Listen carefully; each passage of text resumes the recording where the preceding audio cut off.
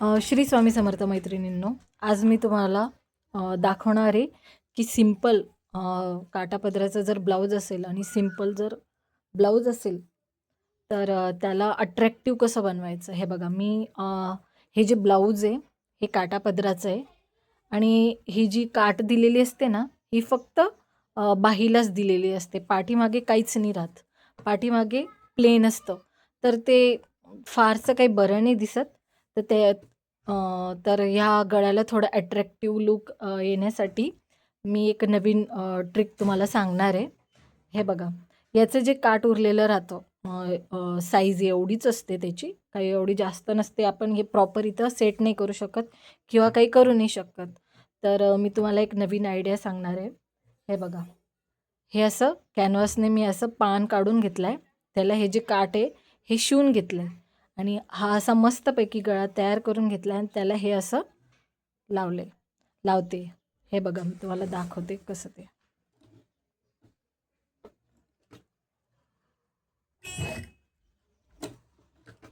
Proper असं व्यवस्थित ठेवून घ्यायचं. सेंटरमध्ये सेंटर बघायचं त्याचं. वाकडं तिकडं चांगलं नाही वाटत. हे बघा,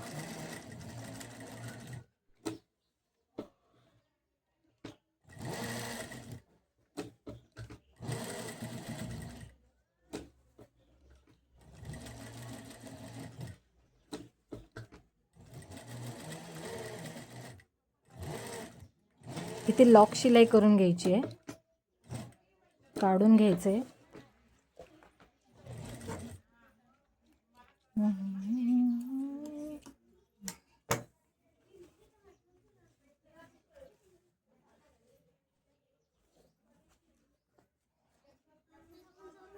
हे बघा, किती छान लुक आलं की नाही. मी अजून तुम्हाला थोडं व्यवस्थित दाखवते, कळेल असं. हे बघा, याची फिटिंग बाकी आहे. फिटिंग आपण करायची आता आपल्याला. मी तुम्हाला फिटिंग करून अजून परत व्यवस्थित दाखवते. मी फिटिंग करते तोपर्यंत तुम्ही नवीन असाल तर चॅनलला सबस्क्राईब करा, लाईक करायला विसरू नका. माझ्या व्हिडिओला व्ह्यूज तर खूप येतात पण लाईक खूप कमी येतात. मी एवढं मनापासून व्हिडिओ बनवते, लाईक खूप कमी येतात. प्लीज मैत्रिणींनो, लाईक करत जा. त्याच्याने काय होतं, मला अजून असं नवीन नवीन व्हिडिओ करायला प्रोत्साहन मिळतं. आता तुमच्यामुळे जर मला प्रोत्साहन मिळत असेल किंवा मला असं तुम्हाला नवीन नवीन काहीतरी दाखवायला नक्कीच आवडेल. त्याच्यामुळे तुम्ही लाईक पण करत जा, नुसतं बघतच नका जाऊ. लाईक पण करत जा. आणि तुम्हाला जर काही अडचण असेल स्टिचिंगविषयी, कशाविषयी, तर तुम्ही मला विचारू शकता. कमेंट करा. मी नक्की प्रयत्न करेल तुमचे जे काही प्रश्न असतील, काही म्हणजे अडचणी असेल की हे कसं करायचं, काय करायचं, तर म्हणजे मला जेवढं शक्य होईल तेवढं मी नक्की प्रयत्न करेल. तर हे बघा, मी अशी ही वरून शिलाई मारली आहे. यातून मग आपण याला ही झाली ओव्हरलॉक. हे तर तुम्हाला म्हणजे जे टेलर मैत्रिणी असतील त्यांना तर हे माहीतच असेल. हे काही नवीन नाही आहे. पण जे नवीन असतील, म्हणजे आत्ताच यूट्यूबवर बघून किंवा नवीनच शिकले असतील, त्यांच्यासाठी बारीक बारीक गोष्टी पण खूप महत्त्वाच्या असतात. बारीक बारीक गोष्टींवर म्हणजे व्यवस्थित आपण हे केलं ना तर ब्लाऊजला पण प्रॉपर फिनिशिंग येते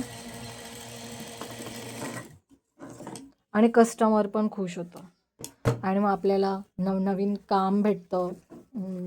आपण आपले मग रेट पण, म्हणजे फिनिशिंग असेल तर रेट पण वाढवू शकतो, है की नाही.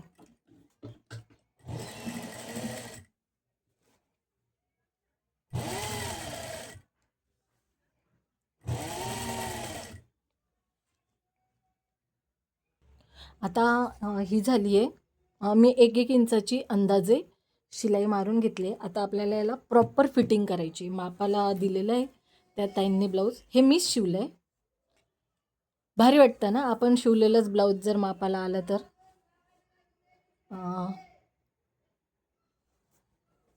याची आपण याला फिटिंग करायची आता प्रॉपर. मी हे बघा अशा प्रकारे जिथून हुक लावलंय ना त्या पट्टीपासून घेते मी हे ब्लाऊज.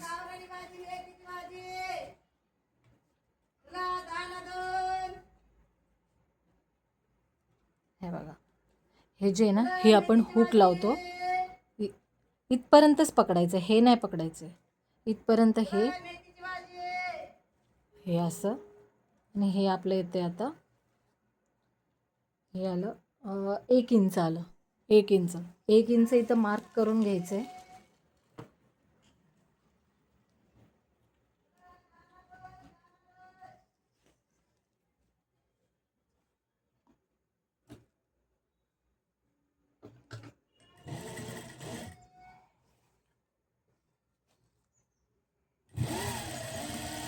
परत आपल्याला टाकायची मोंड्याजवळची फिटिंग. ही मोंड्याजवळची जर फिटिंग आपण मोजून टाकली ना तर आपलं अजिबात काखेत मोंड्यामध्ये लूज किंवा फिट टाईट असं काहीच होत नाही. ही गोष्ट लक्षात ठेवायची कधी पण फिटिंग करताना.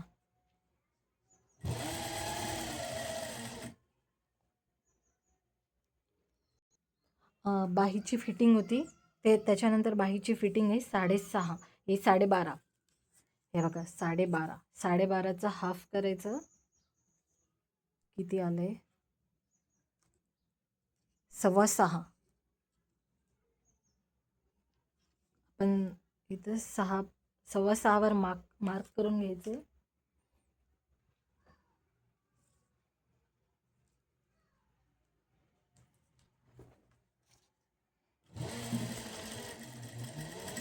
अशा प्रकारे जर तुम्ही फिटिंग मापं टाकून फिटिंग केली ना तर अजिबात लूज फिट तुम्हाला शिलाई मारायचं सुद्धा काम नाही येणार.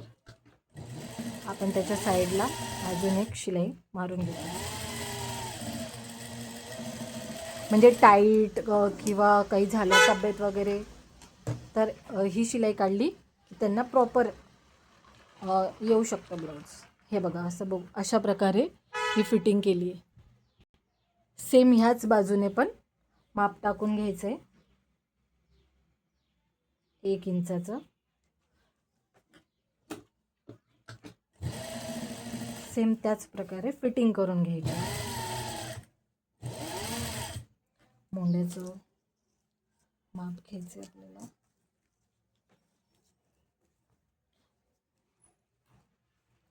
माप इथे मी टाकले आणि इथे बाहीचं 6.25.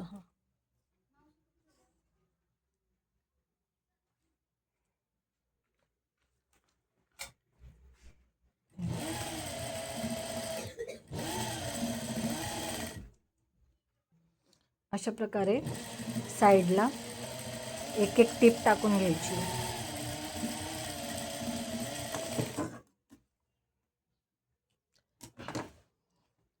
झालं, दोन्ही साईडची फिटिंग रेडी आहे. आपलं ब्लाऊज पण रेडी आहे.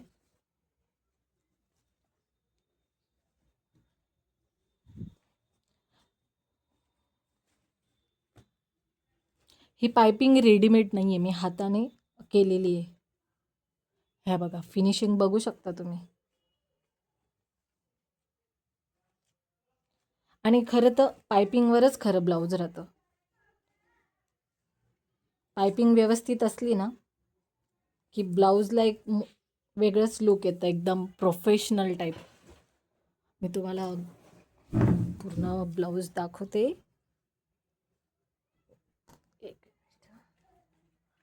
याचा पुढून पण षटकोनीच गळा आहे.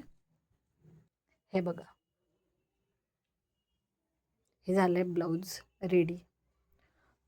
पुढून पण षटकोनीच आहे. हे बघा पायपिंग एकसारखी आलेली आहे, बघू शकता तुम्ही. याला आता प्रेस बाकी आहे. प्रेस वगैरे केलं की एकदम प्रोफेशनल टेलर सारखी फिनिशिंग येते, बघू शकता.